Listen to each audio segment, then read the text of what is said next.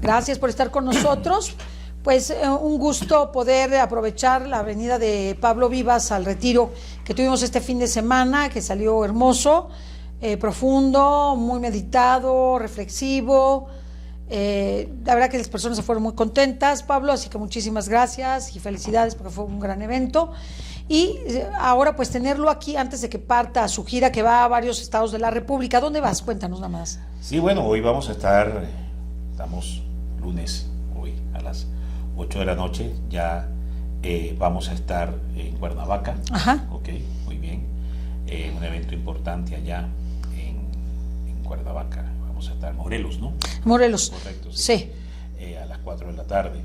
¿En dónde va a ser? Bueno, déjame ver. Pues, ahorita lo ves, lo tienes que ver. No, velo si quieres. Okay, muy bien. Velo si quieres. Vas a estar en Cuernavaca. ¿Dónde más vas a estar? Sí, déjame aquí tengo las notas para poder decir. Para que tengas exactamente las fechas y que las personas puedan unirse a la actividad. Vale la pena. Sí. El retiro que tuvimos fue muy bueno. Sí. En la parroquia Nuestra Señora de Guadalupe, Avenida Ruiz Cortines. Ahí vamos a estar. Ahí vas a estar. Luego de ahí. De ahí vamos ya después a Morelia. En Morelia vamos a estar en el convento de las misioneras guadalupanas. ¿A qué horas va a ser? Eso va a ser el día miércoles. Ajá. Ok, a partir de las 4 de la tarde. Ok, este miércoles 15. Sí, correcto. Y vamos a estar en León también el día viernes de 10 de la mañana a 2 de la tarde. No tengo ahorita la dirección exacta, pero sí tengo el número, que es el 477 15 305 74. Repito, 477 15 305 74. De todas maneras, ahí en el generador de caracteres la gente está viendo pues los teléfonos. Y después tenemos ya el último evento en Mérida. En Mérida, Yucatán. En Mérida, Yucatán, pues ahí vamos a estar también. Esto tengo entendido que creo que es en la Cámara de Comercio. Se va a llevar a cabo este evento. Cámara de Comercio, correcto, 19 y 20 de noviembre. Ahí voy a estar compartiendo pues la oportunidad del escenario con María de Himalaya. O sea que está padre porque vas a estar con María de Himalaya. Sí. Se me hace padrísimo que puedas estar con ella.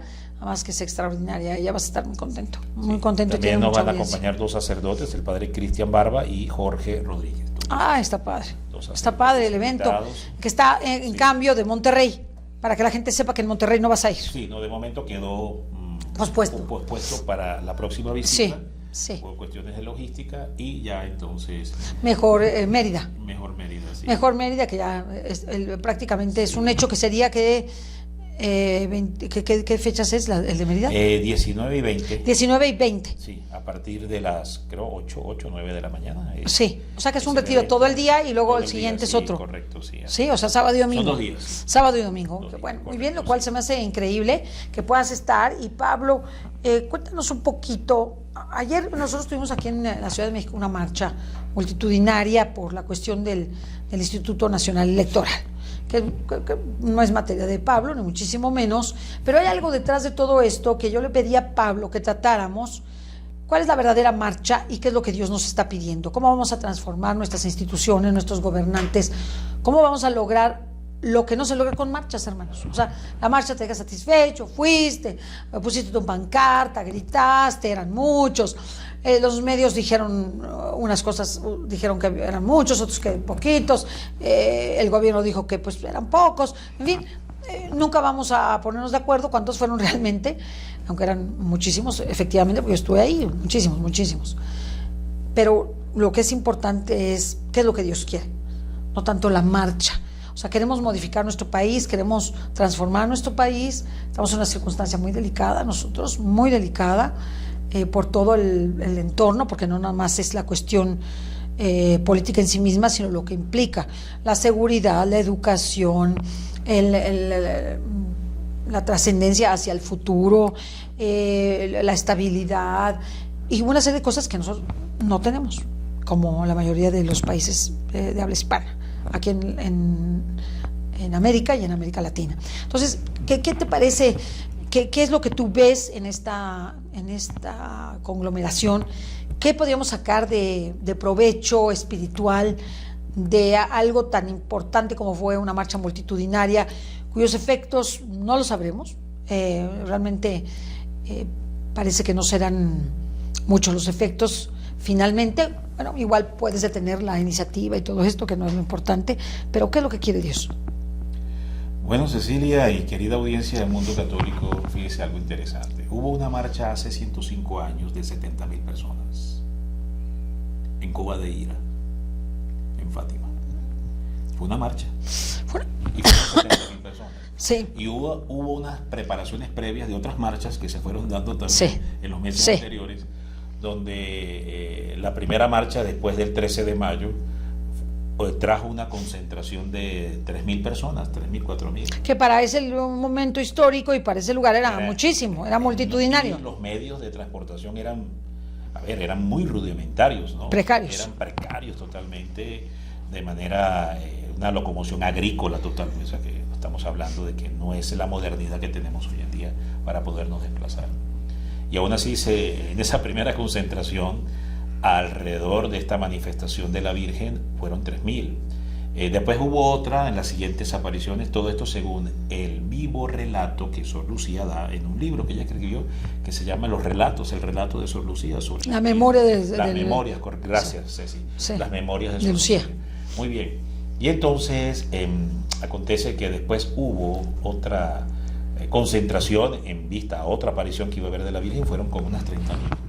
Y después finalmente la del 13 de octubre del año 17, que acuden como 70.000 y que quedó registrada en los medios, por cierto. Claro, claro, en los periódicos de la época. Todos todo. los medios de la época quedó registrado. Bueno, y ahí tuvimos entonces en sí una concentración de más de 100.000 personas que se dieron en varias marchas. Entonces, hasta ahí parecía que todo iba bien y que estas marchas o estas concentraciones masivas de personas deberían o debieron haber originado un efecto salvador, un efecto enervante de castigos, ¿verdad? O de flagelos.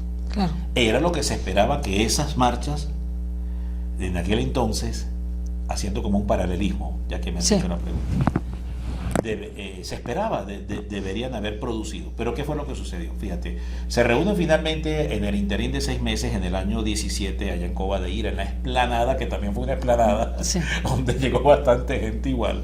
Y entonces, caramba, la Virgen fue muy clara.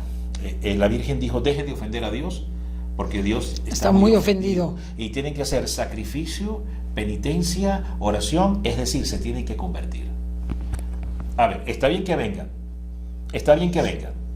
muy bien, y está muy bueno que recen el rosario esperando a que yo me aparezca, eso me agrada, dice la Virgen, pero más me agrada que dejen de ofender a mi hijo. Más me agrada que dejen sus pecados de injusticia, ¿verdad? Y ahorita iremos a ver una cita interesante de Jesús, ¿verdad? Que dejen de cometer sus pecados de injusticia, de infidelidad, ¿verdad? Contra Dios. Muy bien. Si ustedes lo hacen, hay una segunda guerra que ya está profetizada por la misma Virgen María. Esa segunda guerra, ese segundo gran flagelo, que va a generar gran destrucción económica, física, muertes, millones de muertes, ¿Cómo estragos así fue? espantosos, no vendrá. Si ustedes se convierten, si ustedes hacen penitencia, si ustedes hacen sacrificio. Ceci, se lo dijo la Virgen a esa marcha. A Sí, esa marcha. sé que es una peregrinación si tú quieres, pero es una marcha, es una vil marcha. Era un prosélito, ¿no? Sí, Ahí claro. estaba, muy Sí, bien. sí, sí. Era un prosélito. Y entonces llegaron ahí, caramba, iban alegres todos, Cecilia, y llevaban también sus pancartas, Sus pancartas, sus rosarios, rosarios, sí, sus estampas. sus estampas, sus estandartes también iban, de acuerdo pues a la usanza de la época, ¿verdad? Claro. Y entonces, pues ahí estaban muy contentos también. Pero ¿qué pasó? Hubo la concentración, hubo la movilización, hubo hasta rezos de rosarios. Es más, se dio el milagro del sol, que hizo que se diera algo que no vemos normalmente en las concentraciones ciudadanas y políticas cuando la sociedad civil organizada decide protestar. No hemos visto ¿O tú has visto alguna vez el milagro del sol viniendo sobre la No, marcha? no. Cuando he ido de peregrinación sí he visto cuestiones en el sol. Sin embargo, pero una marcha no. Pero una cosa es la danza del sol y otra cosa es el milagro del sol de Fátima. Que fue que el sol salía de su eje esto fue más allá de una simple danza del sol. Fue mucho más allá. Entonces, la gente pensó que era el fin del mundo, que físicamente se acababa todo, gritaban, los electrolitos de la atmósfera se encendieron también, algo bien interesante. Que de hecho esa experiencia cuando el sol se abalanza, ¿no? Y viene así varias veces y la gente grita, es una prefigura para entender cómo será el aviso también. Es como un adelanto. No está fuerte. Un adelanto de lo que va a ser la experiencia del aviso. Lo cierto es, Cecilia, que estaban ahí 70.000 personas marchando y concentradas ese día en esa aparición. Y cuando vino el milagro del sol que provoca este pánico, este temor, todos gritaron sus pecados. Hubo una confesión masiva de pecados, Cecilia. Interesante. Sí, porque se asustaron. Correcto. San Susto hizo gala. San Susto hizo gala de su aparición ahí. Y entonces resulta que hasta ahí pareciera que, caramba, esta concentración, esta marcha, con rosarios, estandartes, confesión de pecados, caramba, vamos a lograr el triunfo. Vamos a conquistar el evitar castigos, vamos a alcanzar el triunfo de la misericordia de Dios, vamos a alcanzar la libertad. Sí, claro. Vamos a alcanzar la libertad que queremos, ¿verdad? Vamos a lograr salir de este régimen opresivo, porque ¿cómo se encontraba Portugal en ese entonces? ¿Qué tipo de orientación ideológica gobernaba la Portugal de ese entonces, Cecilia? Pues un poco es el comunismo, ¿verdad? Correcto, así es. O sea, era entonces, fíjate, interesante. Sí. La gente estaba oprimida. De hecho, esa opresión socialistoide, comunistoide, la sufrieron los pastorcitos. Claro, porque ellos fueron, los agarraron, los metieron a la cárcel. Correcto. Y los engañaron. Comunista, ¿sí o no? Sí. Sufrieron la persecución comunista, socialista, dictatorial. Sí. Entonces era un gobierno de corte dictatorial, ¿correcto? Entonces la población en cierta forma estaba oprimida. Sí. Vivía opresión. Sí. Y en esa experiencia, en esa marcha de 70.000 personas, muchos pensaron, va a caer el régimen. Así es. Vamos a ser libres. Y entonces hasta ahí pareciera que había una sensación de triunfalismo.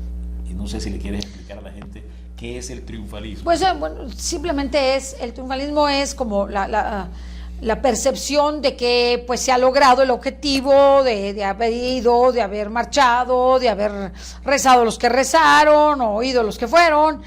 O sea, hubo un efecto positivo, esperanzador, y entonces sales triunfalista, dices, gané, si se pudo, lo que dijimos ayer, si se pudo, y todas las pantallas y miles y ríos de gente de yendo y viniendo y con pancartas y gritando. Bueno, pues crees que lo lograste. Muy bien. Y entonces, ¿qué sucedió finalmente, Cecilia? Vino la Segunda Guerra Mundial. Pero si marchamos, hicimos rosarios.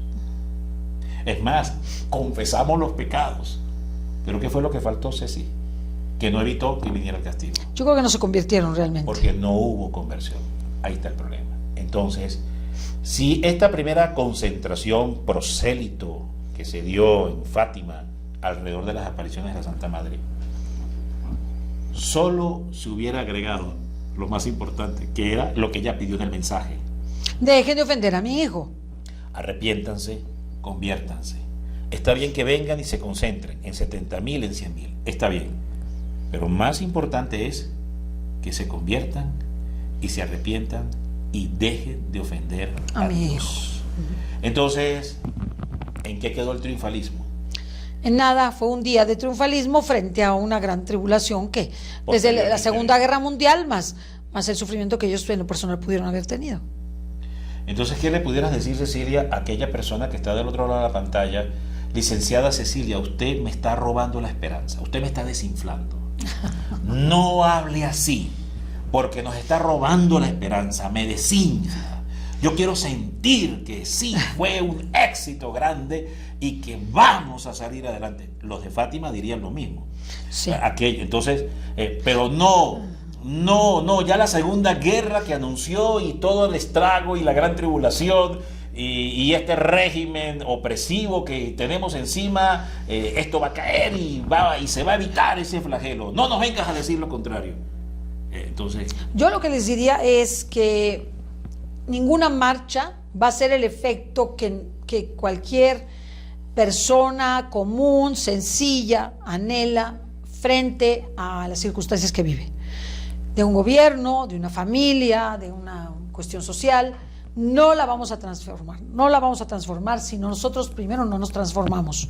¿Cuál es la verdadera marcha? La verdadera marcha que hubieran hecho Fátima hubiera sido dejar el pecado, porque eso es lo que dejar y convertirse. Decir, y lo digo ya como igual acá, queremos que nuestro gobierno cambie, queremos que no venga el comunismo, el socialismo, la dictadura como la de Venezuela, dicho sin ofenderte, sí. Pero no nos convertimos, o sea, no está Dios presente en nuestras familias, en nuestros amigos, en nuestra sociedad, en nuestros trabajos. ¿Pero qué le dirías a los de Fátima? Ahí estaba Dios presente.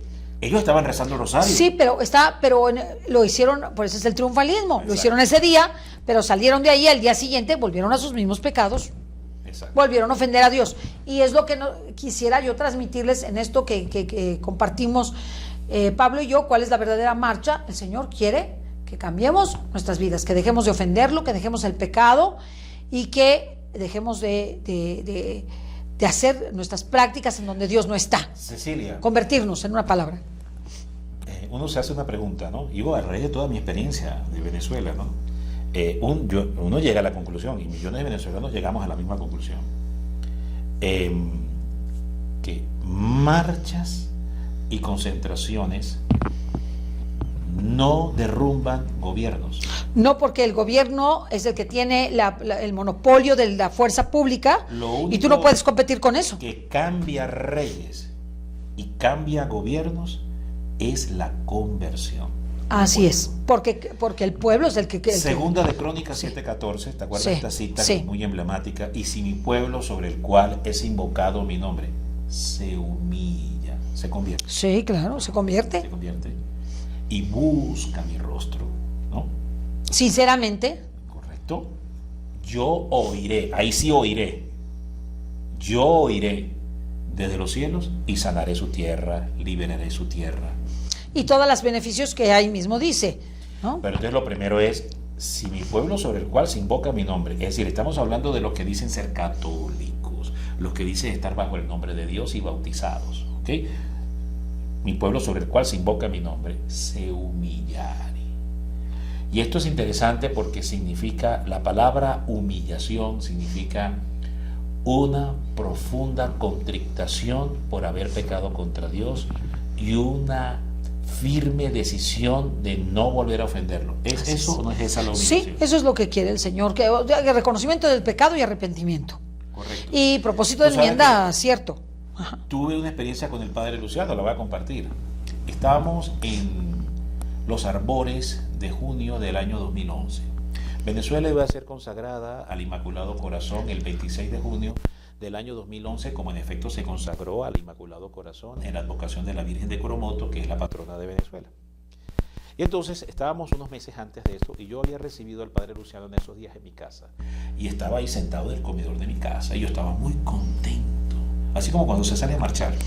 Estaba muy contento y había como una gran expectativa, expectativa y que sí, que cundía esperanza. Y yo le decía, padre Luciano, Venezuela va a ser consagrada al Inmaculado Corazón de María. Vamos a ser libres. Y entonces el padre Luciano me mira así y me avienta esta palabra, Cecilia. Al principio me cayó como agua fría de noche, ¿no? Me cayó como, mejor dicho, que me pareció, pero qué antipático es este anciano, ¿no? Pero entonces me dice el padre Luciano, sí, la Madonna. Y me mira al rostro y me dice, Pablo, no es automático. ¿Cómo así, padre, que no es automático? Yo reviro, ¿no? Y entonces, mira, había una vidente, una mujer, que estaba promoviendo la consagración de Alemania al Inmaculado Corazón de María. Ella vivía en Holanda, en Ámsterdam, y desde allí estaba promoviendo y haciendo esfuerzos para que Alemania fuera consagrada al Inmaculado Corazón en plena guerra, en el dominio de Hitler. Hitler se entera, levanta el teléfono desde Berlín, llama a Ámsterdam, ordenan la detención de esta mujer y de toda su familia, son deportados a campos de concentración y mueren ella y todos sus familiares en campos de concentración. Y vuelve y me mira el rostro y me lo dice de nuevo: Pablo, no es automático. Sí, no es automático. Y entonces yo me quedé mudo, taciturno, me enmudecí. En efecto, Venezuela se consagró al Inmaculado Corazón de María el 26 de junio del año 2011 en una misa campal en una gran avenida en Caracas con presencia de obispos, arzobispos. Al mes de esa consagración, efectivamente, Chávez anuncia el cáncer que tenía en el fondo de sus entrañas, desde donde había maldecido a Israel. ¿Te acuerdas esa frase? Y entonces, pues el presidente Chávez anuncia que tiene el cáncer. Y ya sabemos la historia, duró un año más, finalmente muere. Y han pasado, desde que el padre Luciano me dijo esas palabras, saquemos la cuenta, 11 años. Hijo, es muchísimo. Y recuerdo, y retumban en mi memoria, no es automático. Sí, no es automático. No es automático. Y después fui entendiendo por qué no era automático, porque fue lo que le pasó a la generación de Fátima del año 17. Pensaron que era automático. No. Y resulta que lo único que sí puede generar un cambio más rápido es la conversión y el arrepentimiento. ¿Y cuál ha sido, digamos, el problema del pueblo venezolano con todo el gran dolor y sufrimiento que ha tenido que enfrentar?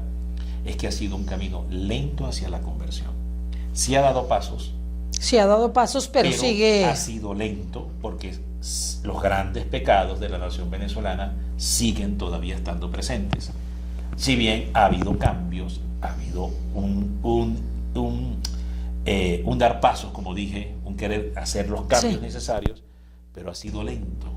Entonces estos procesos históricos, sociales, son lentos, Cecilia, no son automáticos. Esa ha sido la experiencia de Venezuela. Hay una cita, ¿no?, que tenemos, a ver, vamos una cita bien interesante que tenemos acá. Significa es que nosotros vamos a padecer bastante. Pablo, no nos vamos a quitar la purificación. A menos de que hubiese el gran milagro, absoluto, un cambio.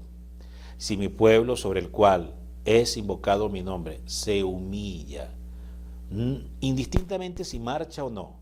Si hay marcha o no hay marcha, no es lo importante, es si se humilla.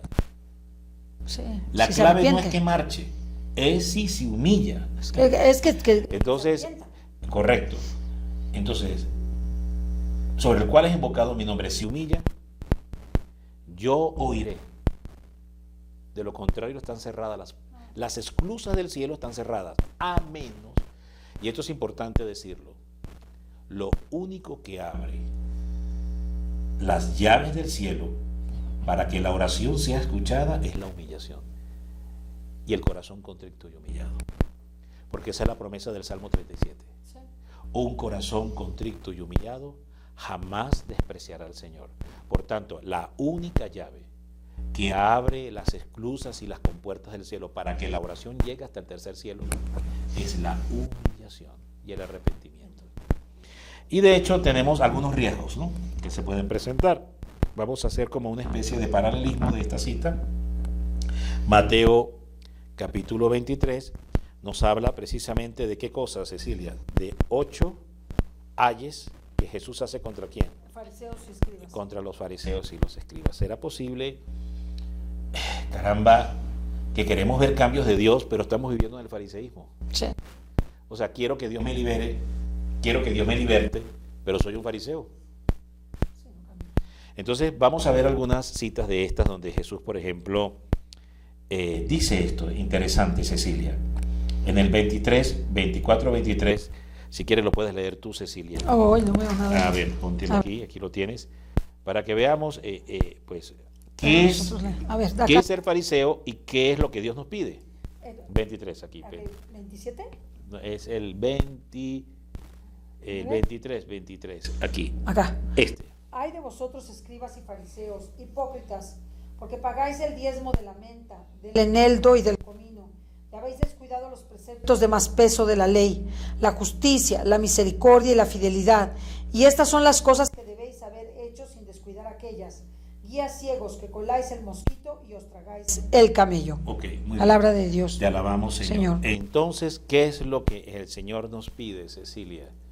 ¿Qué nos pide en concreto? Nos pide justicia, Misericordia y fidelidad. Entonces uno dice, bueno, ¿qué es ser justo?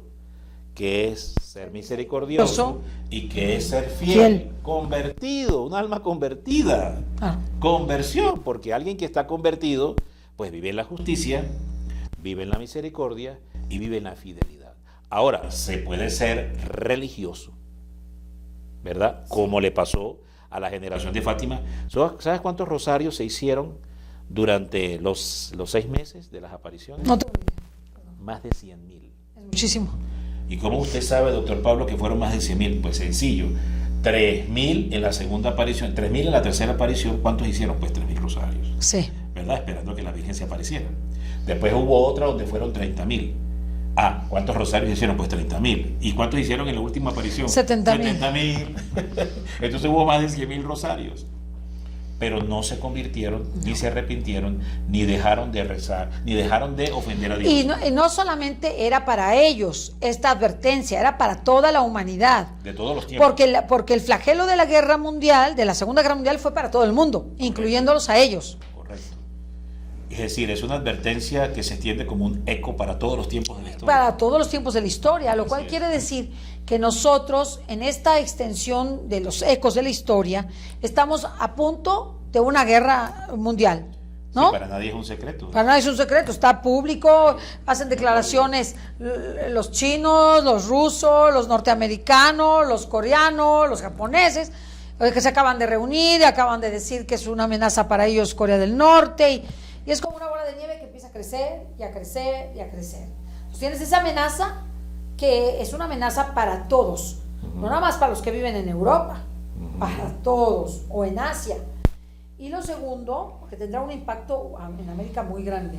Y lo segundo que tenemos es dentro de nuestros gobiernos. Nuestros gobiernos que viven, que somos países en vías de desarrollo, países que viven la inseguridad, la violencia, el narcotráfico, la trata de personas, el abuso de los niños, la perversión de los niños, que tenemos el aborto, que la ideología de género, la no respeto a la familia, ¿verdad? Todo esto que estamos viviendo y que es súper delicado. Así es. Entonces yo veo que los gobernantes no están convertidos, yo veo a los gobernantes cada vez más lejos de Dios y ni les importa. Aunque les digas que están excomulgados, porque antes en el tiempo de Enrique VIII le decías al rey que estaba excomulgado y le mermaba, le dolía, le importaba. Había temor de Dios. Sí, lo había. A pesar de que era un pecador, sí, desobediente y rebelde, sí, pero había temor de Dios. Había temor de Dios y tal lo había, que dijo: yo hago mi iglesia y que estos se arreglen como puedan, ¿verdad? En un Enrique VIII. Era algo que le importaba. En este tiempo, están excomulgados, les da idéntico. De hecho, vemos que van ante las iglesias satánicas para que los sellen, precisamente sí, para tratar de desconsagrarlos, ¿no? Y consagrarlos al demonio, y no les importa. Sí. Entonces, ¿qué es lo que quiere Dios de la marcha? Señor, a mí en lo personal, porque ayer fui, ¿verdad? Fui a la marcha, llegué hasta el momento de la revolución. Había muchísima gente, efectivamente, muchísima. Impresionante, yo creo que es la marcha más multitudinaria, que he visto en la historia de mi vida. Sin embargo, me di cuenta que Dios no estaba ahí. Punto número 1. Punto número 2, que ojalá hagamos una marcha de esa magnitud para defender nuestra fe. Tal vez la afirmación no es si Dios no estaba. Dios sí está. Bueno, no estaba en el sentido de que Dios no era Dios. Ok, ¿qué es lo que no hay? ¿Qué es lo que pasó con Fátima y también con las marchas multitudinarias Quieren venezolanas. cambiar el gobierno, pero no queremos cambiar nosotros. Exacto. O sea, ¿qué es lo que no hay? no está Dios. Falta de conversión. Sí, o sea, ¿en qué sentido no está Dios? Bueno, está bien, porque es pacífica, es una causa noble, todo lo que quieras, pero realmente no hay un ánimo de dejar el pecado. No hay Fíjate, un ánimo de dejar pecado, no hay un ánimo de transformarse interiormente. y fíjate, No. fíjate, Cecilia, que los doctores, los escribas y fariseos de la ley en su tiempo era Sí. similar. Porque mira lo que dice el verso 15 de este mismo capítulo 23 que estamos haciendo este exégesis. ¿Qué dice el verso 15? Hay de vosotros, escribas y fariseos hipócritas, porque recorréis el mar y la tierra para ser un prosélito. ¿Qué es recorrer mar y tierra para ser un prosélito? Sí, ir, venir, marchar, hacer lo que tengas que hacer. Muy bien. Y cuando llegáis a hacerlo, lo hacéis hijos del infierno 2 veces más que vosotros. Wow, es una palabra muy dura. Es muy dura. Lo que nos está pidiendo el Señor es que nosotros, almas, ya, también, o sea, en vez de hacer este esfuerzo por ¿cuántos millones se gastaron en la marcha? Millones, ¿eh? O sea, no creas que fue una marcha que no se gastó. Dinerales, se veían los dinerales. ¿Por qué? Se veían los dinerales en las pancartas, se veían los dinerales en las pantallas, se veían los dinerales en el sonido, se veían los dinerales. Tú sabes que hay un manejo de inteligencia política, y lo digo por la experiencia del caso venezolano. Las marchas eran permitidas en Venezuela y se llegaron a romper récord Guinness de 2 millones de personas concentradas en la autopista Francisco Fajardo. Hubo la gran convocatoria de Caracas, donde fueron miles y miles y miles. El gobierno de aquel momento obstruyó el paso a través de las 2 principales autopistas para que no pudieran tener acceso a la autopista del Oriente, la autopista del Centro Occidental. Y a la final la gente lograba concentrarse y gritaban todas sus consignas. Pero ahí sí rezaban el rosario. Acá no rezaba nadie. Y hubo un segmento, una parte que iban rezando el rosario. Con todo y eso, igual como los de Fátima, ¿no? Igual iban rezando el rosario. Entonces, caramba, pero después, ¿qué pasaba? Pasaba del triunfalismo, mira el efecto, y de ahí la estrategia política del gobierno de permitirlas, porque después va a imprimir algo que es peor, que es lo que no nos damos cuenta en esto. Entonces, a la final terminaba siendo una emboscada. ¿Por qué una emboscada? Ya veían quién estaba. Okay. Además de eso, que es correcto lo que dices, sino, sobre todo para identificar los líderes. Ah, claro. ¿Ok? Y entonces, el punto aquí es el siguiente, que hay algo más siniestro detrás de esto, y es el hecho de que después de esa sensación de triunfalismo venía una frustración tremenda. ¿Por qué? Porque pasaban los meses y los años y no se había logrado el objetivo. Entonces, de una marcha triunfalista se pasaba a una gran frustración. Sí, finalmente regresabas a un lugar. Y entonces la gente, peor. y había un desgaste, porque entonces marchas y marchas, y finalmente no se lograban los objetivos. Y al contrario, el régimen se atornillaba más y más y más. Sí, porque como que tiene al descubierto, que es lo que dijo exactamente nuestro presidente el día de hoy, o sea, dijo que era un striptease político. Bueno, o sea, porque había manifestado quienes estaban en contra, ¿no? Pues lo expresó de manera muy clara. Sí, lo expresó de manera muy clara. Entonces ¿qué sucede? Que nosotros... Pero fíjate que, perdón que te insista en este caso. Sí. Entonces, en el caso venezolano, ¿qué sucedió? Que hubo estas concentraciones masivas increíbles y daban una sensación de esperanza, de triunfalismo tremendo. Pero ¿qué pasaba? Después frustrabas la esperanza. Y la gente, entonces, pasamos de una gran movilización a una gran desmovilización. El gobierno permitía la gran movilización para finalmente frustrarlos y llevarlos a la desmovilización. Es muy diabólico. Fue manejado con una inteligencia siniestra, fue manejado el tema, y finalmente esa desmovilización frustrante por no haber conseguido los objetivos después de habernos marchado por millones y no sé cuántas veces, generó justamente la deserción en el voto. Que eso es peor. Y a la final todo fue conducido de tal manera para que el gobierno se perpetuara y se atornillara más en el poder. No, es fuertísimo. Estoy hablando de la experiencia venezolana. Ahora, en el caso de Portugal consiguió tirar el comunismo con la consagración al Inmaculado Corazón de María, pero hubo un cambio. Si no, no lo hubieran logrado. Entonces yo creo que si nosotros queremos lograr un cambio, tenemos que cambiar primero nosotros. Tenemos que dejar el pecado.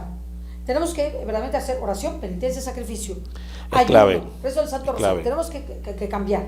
¿Para qué? Para que podamos conquistar el gobierno que es el deseable. Un gobierno que luche por el bien común. Un gobierno que efectivamente no sea como un gobierno que se perpetúa por siempre para empobrecer, destruir, golpear al pueblo y todo lo que estamos sufriendo. Cecilia, y vuelvo y te insisto, ¿qué dirán muchos detrás? Es pichaglobo, Cecilia. No, es la verdad. Es que es la verdad, hermanos. Si yo no hubiera ido a la marcha, que Dios me lo No tienes por qué hablar así, Cecilia. No tienes por qué hablar así. Si no hubiera ido a la marcha, le estás robando la esperanza a la gente. Mira la gran esperanza que hubo ayer y tú se la estás robando. Eres una pichaglobos. Es que eres mala. No puedes hablar así. ¿Qué le dirías a esa gente? Yo lo que le diría es que soy absolutamente realista frente a la falta de conversión. Pragmatismo, ¿no? ¿El cristianismo es pragmático también? Sí, también. Además de la fe realista. Sí, ok. Además, el cristianismo tiene, eso es interesante, vamos a hablar de esto. El cristianismo, la fe en Cristo, además de tener su contenido sobrenatural, sí, lo tiene sobrenatural y místico, también es pragmático y realista. Sí, es muy realista. Es muy realista. Yo, el día de ayer, me pareció, estaba yo emocionada y todavía mucha gente y todo, y me sentí en ese sentido, como dices tú, del triunfalismo. Bueno, lo que los sociólogos definen como la euforia social. Sí, eso sentí. Eso está estudiado, ¿no? Está estudiado. Eso no es nuevo. Y veía a toda la gente contenta y gritando y tal, pero en el fondo de mi corazón veía un gran vacío espiritual. Y veía que Dios no figuraba ahí en nada, que nosotros para ganarle almas al Señor, usar todos esos recursos para ganarle almas al Señor, eso es lo que Dios quiere. Dame almas, nos dicen todas las apariciones, tengo sed de almas, dame almas, salven almas, tráiganme almas, es lo que quiere el Señor. ¿Y cómo salvamos almas? Con la oración, penitencia y sacrificio, el rezo del rosario, el ayuno y con la entrega a los demás, evangelizando, saliendo a las calles a evangelizar. ¿Qué tal si saliéramos, en lugar de salir nada más a esto, salimos a las calles a evangelizar puerta por puerta, evangelizar a las personas, a llegar por los medios de comunicación que tenemos ahora, la facilidad, de momento la tenemos, porque puede ser que no la tengamos, puede ser que no la tengamos. Las cosas pueden cambiar, todo puede cambiar. Entonces yo creo que la verdadera marcha es la marcha atrás de nuestros pecados. Muy bien dicho, la marcha contra el pecado. Sí. Pero no en sí contra un gobierno, es la marcha contra el pecado. Contra el pecado. Porque el gobierno va a seguir siendo gobierno, pero ¿cómo voy a transformar al gobierno? Porque Dios de repente nos mirará. Sacrificio, penitencia. Dios nos mirará de repente y nos dirá, bueno, ustedes marchan contra un gobernante. ¿Y cuándo van a marchar contra ustedes mismos y contra el pecado que habita en el corazón de ustedes? Exacto. Yo quiero que marchen, pero es contra el pecado que hay dentro de ustedes. Eso fue lo que yo sentí ayer. O sea, no es que dejes de hacer esto. Sí, puedes hacerlo. Pero marcha contra el pecado. Pero agrega esto. Y eso es lo que no había.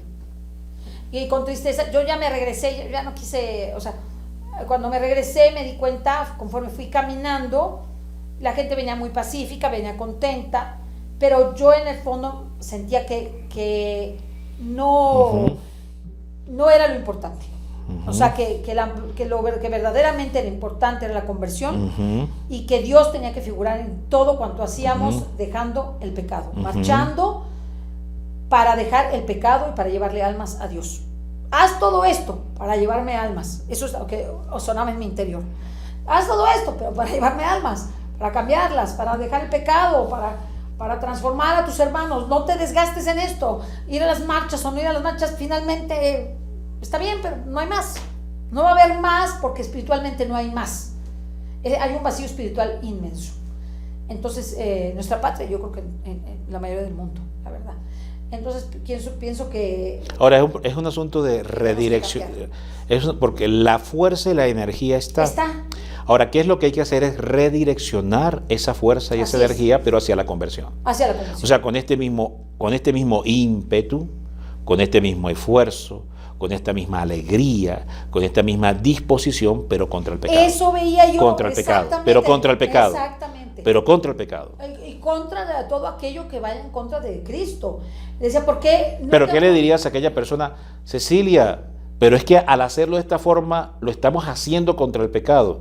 no, ¿Qué le pudieras decir a esa que persona? no, porque finalmente tiene es humano, tiene una O sea, al forma. hacerlo contra esta forma de gobierno, lo estamos haciendo No, contra el pecado porque este gobierno representa el pecado y todo esto, y representa la violación de las leyes de Cristo. ¿Qué le pudieras decir a esa persona? Yo creo que mientras las personas no estemos evangelizadas, no vamos a lograr nada. Ujú. Es decir, evangelizar el gobierno va a ser titánico, hermanos. Titánico. ¿Cómo hacía San Pablo las marchas? ¿Sabes cómo hacía San Pablo las marchas No de su tenía. época? Bueno, San Pablo hacía las marchas de la siguiente forma. En aquel momento el gobernante, ¿qué hacía? Lanzaba a los cristianos ¿a dónde? Al circo romano, Sí. y niños, jóvenes descuartizados por los leones, ¿correcto? Sí. A los hombres los clavaban en un palo, los empalaban Sí. y los hacían arder con brea, Sí, sí, como fuego. teas ardientes. ¿Ok? Eso era el gobernante, el emperador de aquella época, ¿no? Para que tengamos Idea de cómo estaba la cosa. muy benigno él, ¿no? Muy buen corazón, ¿no? Y entonces, Pablo, ¿qué dijo? ¿Cómo marchó San Pablo contra esa injusticia del gobernante? Le dice a sus comunidades: oremos por el emperador para que vivamos quieta y reposadamente. Hagamos oración y sacrificio por el emperador. Pero Pablo mandaba a maldecir al emperador. Maldigan al emperador. ¿Decía eso? No. No. Salgan y con maldición, rabia y odio protesten contra él. ¿Decía eso Pablo? No. No. ¿Qué es la forma de protestar de San Decía, Pablo? oren por sus O gobernantes. sea, el estilo de protesta de San Pablo, ¿no? Pudiéramos decir. ¿Cuál era el estilo de protesta de San Pablo La oración. contra La un oración. gobierno que tenía esas características? No, además déjese que ese no es un gobierno dictatorial, es un gobierno asesino, pero ya a todo lo A otro nivel, correcto. Entonces, y San Pablo, la fórmula de San Pablo era esta. Es decir, que encuadra con la de 2 de Crónicas 7:14. Es decir, humíllense delante de Dios, ¿verdad?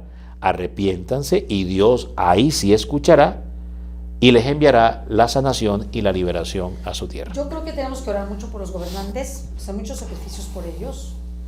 En nuestras familias tenemos que esforzarnos más, porque en nuestras familias hay 1 o 2 que están convertidos, pero todos los demás está todo patas para arriba.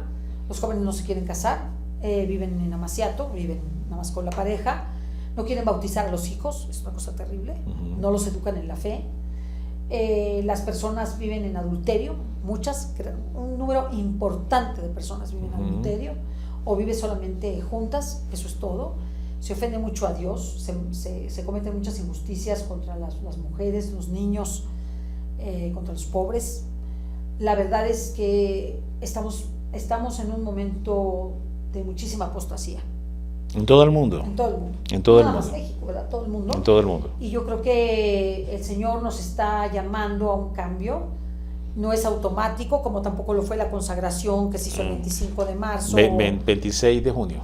Es de 25 de marzo que se hizo. Pasada con el Papa Francisco, ¿Se ya, hizo sí, Rusia? de Rusia, sí. No es automático. No, los efectos no son inmediatos. No, y además de todo, nosotros sufriremos, como está ahorita sufriendo Europa, está sufriendo la purificación.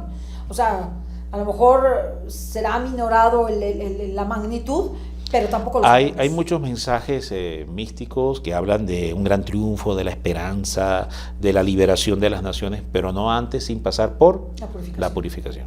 Entonces pienso que México no es la excepción, que la marcha fue buena, porque todo eso es bueno, o sea, no se hizo ningún daño, al contrario. Sin embargo, detrás de todo esto no está Dios, porque no estamos nosotros cambiando. Y lo que hay que hacer es un llamado a la conversión y a llevar a las almas a Dios, a un cambio, liberándonos del pecado, dejando el pecado, teniendo un espíritu de contrición, verdadero, contrición y de cambio, ¿verdad? Y un dolor por nuestros pecados, pidiendo al Señor perdón, así como Lot salió y solamente su familia, así como en tiempos de Noé. Acabamos de leer las escrituras y en las misas, en donde pues comían y bebían, tomaban mujer, sembraban, hacían lo mismo y no escucharon el llamado de Dios. La Virgen es más que Noé y es más que, Así es. que lo que pasó para Lot, y la Santísima Virgen en más de 120 años nos ha ido llamando a la conversión y no le hemos Más, hecho más, caso. desde Catalina Labouré, Rudebach, 1830, 32, Sí, ya 30. 1830, computan ya 180 años, ¿no? Sí, o sea que la Virgen ha estado gritándole a sus hijos, llorando Desde hace por todo el 180 mundo, años. diciendo conversión. En las conversión, apariciones conversión. contemporáneas, porque Sí. está Guadalupe, 1531, 31, Ajá. pero desde O sea, 1830 ella ha hecho en una las labor apariciones. increíble, y no, lo que nos ha pedido no le hemos hecho caso. Entonces, ese es el problema. Hagamos un llamado a la conversión, a las personas, a la verdadera conversión. Usemos todos esos recursos para llamar a las almas y decirles que está bien, pueden marchar, pueden, mientras todo lo hagan pacíficamente y sea por causas nobles, pero que lo más importante es la conversión y el dejar el pecado, para poder lograr un cambio en nuestros países. Correcto. Pues Pablo, ¿quieres decir algo más? No, muchas gracias pues por la participación que me has permitido en este programa, como siempre, que hoy es pues nuestro programa lunes habitual, Sí. solo que lo estamos haciendo aquí de manera presencial, Bien. así que te agradezco pues la invitación y poder reflexionar sobre estos temas y sobre todo de no maldecir a nadie ni desearle mal a nadie. No hablar. Es A mí no un me gusta error. hablar mal del gobierno, No. ni muchísimo menos. Hay Me que gusta bendecir, rezar, hay rezar que mucho. bendecir, hay que bendecir. Y rezar Esto- mucho, y rezar mucho por Y ellos. con arrepentimiento, con cambio y arrepentimiento. Esto es importante. Bueno, Cecilia. Pues muchas gracias por haber estado con nosotros. Y no te pierdas porque tenemos grabado el taller de Pablo y lo vamos a estar pasando. Vamos a estar transmitiéndote esto que ha valido mucho la pena, este taller con Pablo. Y vamos a estar muy pendientes de su gira. Él va a regresar a México, va a estar un poquito, ¿verdad? Sí, regreso la otra semana, el otro lunes, Dios mediante. Sí. Entonces lo que vamos a hacer es pasar un poco tu taller. Sí, ¿el lunes no vas a estar? Sí. Sí, el lunes voy a estar presente. Bueno. Haremos Sí, otro programa. ¿cómo no? Muy bien, Encantado. muchas gracias. Gracias, hasta la próxima. Bye. Dios les Gracias, bendiga, Pablo. gracias. Bye.